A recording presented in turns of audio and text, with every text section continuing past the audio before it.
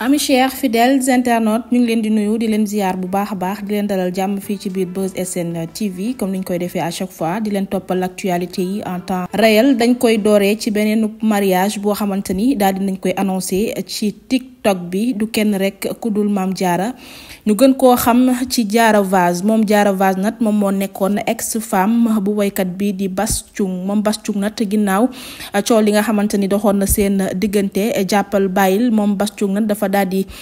jël décision tourner la page. Récemment la takk ki nga xamante ni rek moom mooy Fatou Ndiaye di influenceuse boo xamante ni moom la ñuy gën a suivre fii ci Sénégal. Après boobule mariage ñu ngi xamal ni rek moom Diarra Vaz ni tam daal di nay jël décision daal di tourner la page daal di jàll ci beneen vie boo xamante ni rek mi ngi koy xaar. Mariage am nag ñu ngi koy lam-lamee ci li nga xamante ni rek moom mooy internet bi. ñu ngi xamal ni rek moom Diarra Vaz daal di nay wax waaw dañ koy takk lu yàggul dara.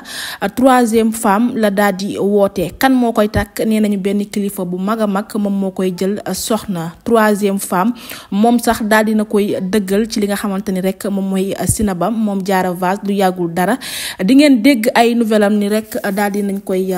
takk. bu ñu jógee ci loolu itam dañuy ñëw ci tension bi nga xamante ni rek am na ci làmb ji diggante moom empereur beeg roi des arènes bi moom Balla Gaye nag bañ ko dékkee micro dafa daal di minimiser importance su Modou Lo daal di wax ni sax nag Siteu moom mooy vrai roi des arènes. Rivalité bi nga xamante ni moom moo dox seen diggante ñoom ñaar yaakaar naa ni nag yàgg na loolu ci arène sénégalaise bi. moom Balla Gaye ginnaaw bi mu yëkkatee kàddu yooyu itam moom Modou Lo bàyyiwul benn yoon mu sedd daal di na ko koy rimbax daal di koy tontu lim ko xamal du lenn rek lu dul yow gaynde gu màgget nga da nga war a noppi doo responsable bul inciter jeunes yi ñu dugg ci li nga xamante ni rek moom mooy violence nekkal responsable tuuti. moom Modou Lo daal bàyyilul lenn Balla Gaye numéro 2 yàq na ko lu mel ni xeme ginnaaw Balla ba mu ko minimiser en tant que roi des arènes. bu ñu jógee ci loolu itam dañuy ñëw ci beneen cas boo xamante ni rek viral na démb. ginnaaw lutteur bi di Papa Boy Djiné nekk boroom kër ki nga xamante ni moom mooy Ndeye Gueye sortie bi nga xamante ni rek def na ko démb mu secoué li nga xam ni rek moom mooy toile bi. ñu gis nag moom Papa Boy Djiné ak comportement boo xamante ni nii doy na waar maanaam daal dafa mer ba toj di wax ak nit koo xamante ni dafa am ak moom ay relation bu xaw a privé waaye nag citewul benn tur. moom daal xamal na ni moom bi ànd ak nit day ànd ak moom ci ngor ci fulla ci jom ak fayda. dégg na lu ne ci ànd bi nga ànd bi nga xamante ni mi ngi koy ànd ak nit kooku mais teewul mu bàyyi da cee gar bakkanam ba li nga xamante ni sax moom mooy làmbam ñëpp dañ ko doon wax naan ko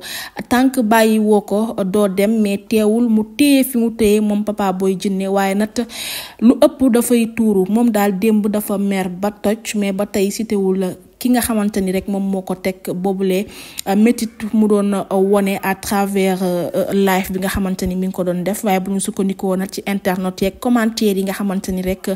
tukkee na ci boobule vidéo ñu ñuy xamal ni daal moom Papa Boy Djiné dafa am problème ak ki nga xamante ni rek moom mooy Ndeye Gueye. looloo waral nag mu yëkkati kàddu yooyu mu doon yëkkati sans autant mu daal di wax ki nga xamante ni rek moom la doon waxal. divorce am ak Ndeye Gueye nag waxoon nañ ko lu yàggul dara waaye nag dafa mel ni jubbawaatoon nañ ci diggante bi mais daal démb sortie bi nga xamante ni daal moom Papa Boy Djiné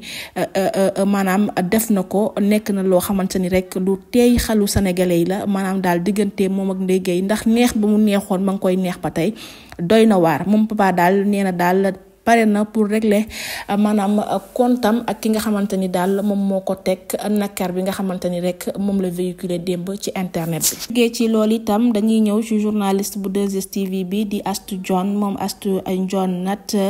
depuis bu mu remarié woo gis nañ ko nag mu daal di discret trop ci li nga xamante ni rek moom mooy vie privée. moom journaliste bi nag dafa daal di dévoiler ay images yoo xamante ni rek maanaam dafa demoon fële ca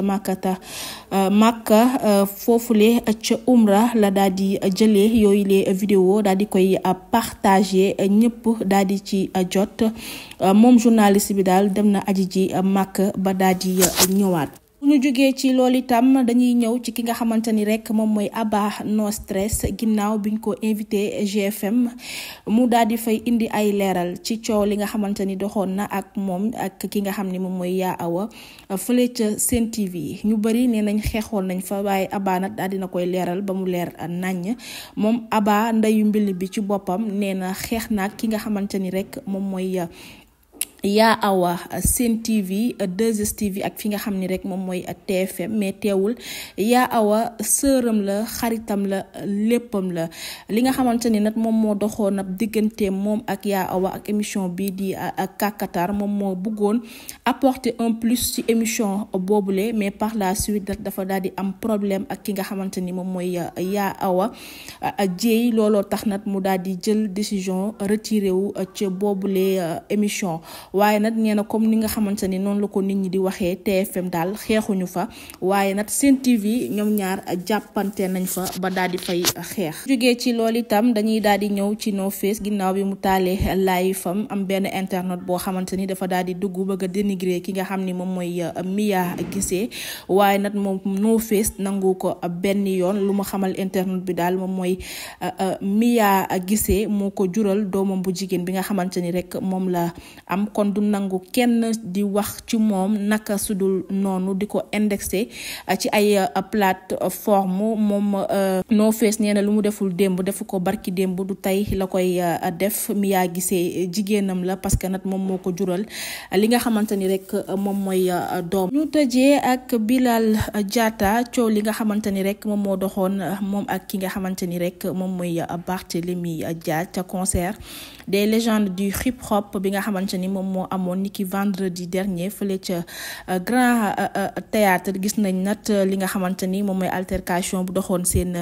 diggante ba moom Bilal Diatta ñu doon gis ay nit yoo xamante ni dañ ko doon hué ca boobule salle naan ko Bart moom mooy seen baay yaakaar naa ni vidéo boobu daal dinay viral loolu ginnaaw loolu nag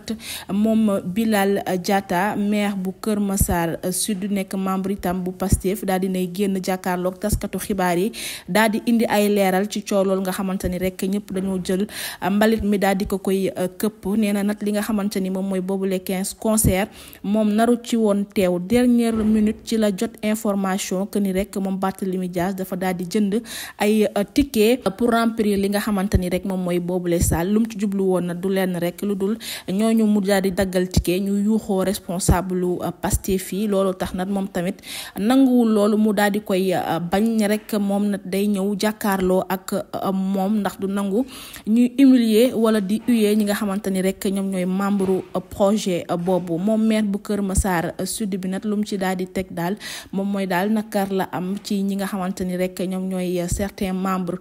bu parti bi di Pastef daal di jël responsabilité bi yëpp daal di ko koy këpp ca la fa xewoon nee nag jot na ñu xoolaat ñoom seen biir seenu pa ànd ndax tey lañu war a mën a gën a taxaw renforcer ak solidarité maanaam seen taxawaay ci li nga xam ne rek moom mooy réew mi mais malheureusement daal am na ñenn ñoo xamante ni dañuy profito ci les situations di dal ci kaw ñenn ñi nee na nag démb Abass Fall la woon tey Birame Souleye Diop suba moom li tam te nee na nag li nga xamante ni daal ñi ngi ko koy waxal nekk loon loo xamante ni lu ko metti lool la te lu mu ci jublu woon du leen rek lu dul défendre ñi nga xamante ni rek ñoom ñooy le garant du projet. Amis chers fidèles internautes fii la ñuy yem ak yéen ci li nga xamante ni rek moom mooy actualité yi gën a fës ci people bi di leen jox dig daje demee incha allah.